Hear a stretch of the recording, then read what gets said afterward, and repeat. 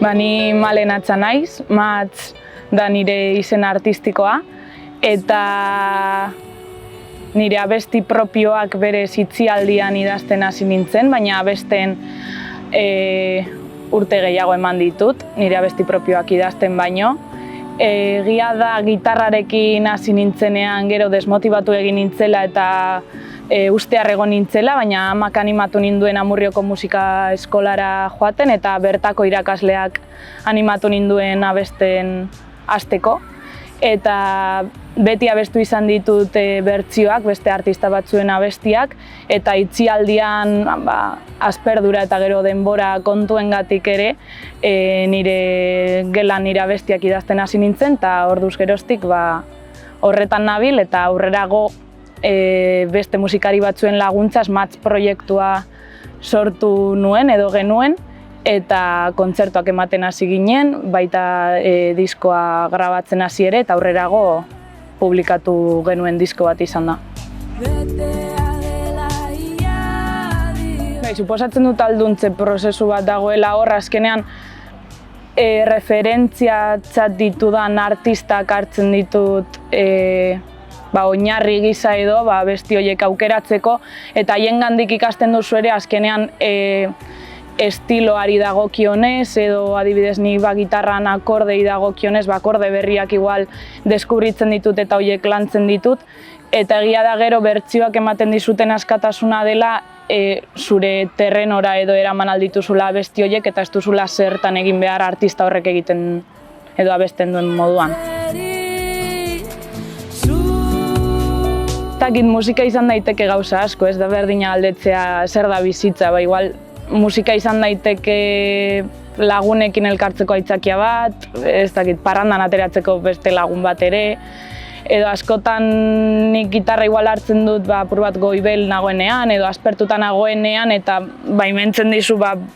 bidaia bat egiten edo eta apur bat errutina horretatik ateratzea eta musika ere izan daiteke bidaia hori egiten ahalbidetzen dizun tresna bat edo.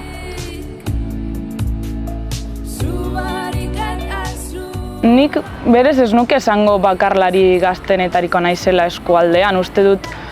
askoz ere gehiago egongo direla, ezagutzen ditugunak, bai ezagutzen ez ditugunak ere,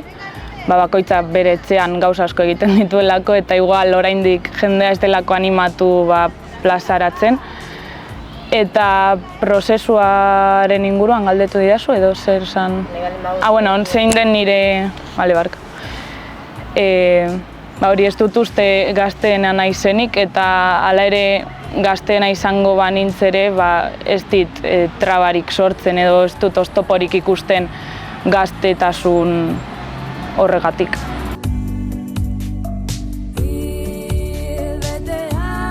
Aspaldi disko atera nuenean, beste elkarrizketa bat egin zidaten ere, ea zer transmititu nahi nuen, zergatik idazten nuen edo zer zen idazten nuen hori, eta nik bertan kontatu nuen eta orain ere horretan sinisten dut, nik idatzi izan dudanean izan dela nire sentimenduak adierazteko eta niretzat hor bide bat zabaldu zela aurretik ez nuelako egiten eta igual hitzez ez baldin badut esaten lehenengo idatzi eta gero abestu egiten dut eta niretzat bada beste baliabide bat sentimendu horiek ateratzeko eta nire burua adierazteko edo. Autoekoizpenak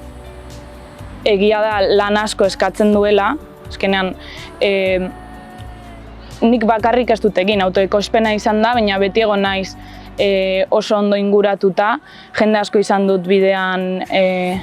laguntzen, eta adibidez nik bakarrik egin dudan gauza bakarra izan da abestiak idatzi eta sortu, eta hortik aurrera ez naiz inoiz bakarrik egon, abestiak grabatu eta produzitu nituen Egoitzuri Arterekin, gero irudiak Naia Vallejorekin, diskoaren portadaren argazkia Naiak atera zidan, eta gero ere disko barruan agertzen den abesti baten bideoklipa ere berarekin batera grabatu nuen, diseinuan Ekareagak egin zidan ere, badela nire lagun baten lehengusina, Ation estudioa duen neska batek, eta beti egon naiz ondo inguratuta, eta ahalbidetzen dizu gauzak zuk nahi dituzun moduan egiten eta askatasun hori izaten eta batzutan ere prozesu intimoago bat izaten. Eta egin dezakezu hori nahi duzuna eta nahi duzun denbora hartu, tarteak nahi dituzun erara zure beharretara egokituz. Autoekoizpenaren alde txarra igual da gauza asko berriak izan direla niretzat gestionatzeko, adibidez diskoa fisikoan atera genuen eta hori kudeatzean, non egin, norekin kontaktatu, gero diseinu bat egin behar da ere dena ondo ateratzeko fisiko horretan eta hori berria izan da niretzat prozesu guzti horren barruan dauden atal txikitxo horiek. Oholtzaratzean nire ustez urduritasuna beti hor dago eta batzutan kontzertu hasten duzu eta urduri zaude eta hasierako puntu horretan nire ustez beti dagoen zerbait da, baina gero abesten duzun bitartean lehenago edo beranduago apaltzen edo lasaitzen doan zerbait da eta gero egia da egunero ez gaudela berdin, ez gara berdin sentitzen eta igual oholtzaratzen zaren egun batean ez duzu gogorik eta ez duzu hori egin nahi, baina atera behar zara eta egiten duzu irribarre batez, edo haserre zaude, edo delakoa gertatu zaidala ere, edo izan daiteke guztiz kontrakoa, gogo pila bat izatea, kontzertu hori prestatzen denbora egon izana eta kriston ilusioarekin hartzea, eta naiz eta urduri egon, urduritasun hori ere zerbait positiboa bihurtzea. Nire ustez geroz eta emakume eta genero aniztasun erreferente gehiago ditugu. Hau da, abanikoa geroz eta zabalagoa da erreferentei dagokienez, baina gizonek oraindik espazio horietan gaientzen dira.